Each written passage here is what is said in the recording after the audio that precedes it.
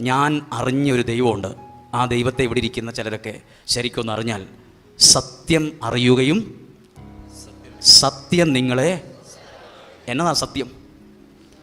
നമ്മൾ പറയും, ഈ പുസ്തകത്തിന് നമ്മൾ വിളിക്കുന്ന പേരെന്ന് നമ്മൾ വിളിക്കുന്നത് ബൈബിൾ. വേറെ ഓർത്തഡോക്സുകാരോടോ യാക്കോബക്കാരോട് ചോദിച്ചാൽ പറയും, ഇതിനെന്ത് പറയും?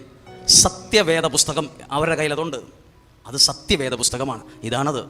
ഇത് സത്യമാണ്. സത്യം അറിയുകയും ഈ സത്യം നിങ്ങളെ എന്താ സ്വതന്ത്രമാക്കുക. നമ്മളെ ആരെങ്കിലും കെട്ടിയിട്ടിട്ടുണ്ടോ?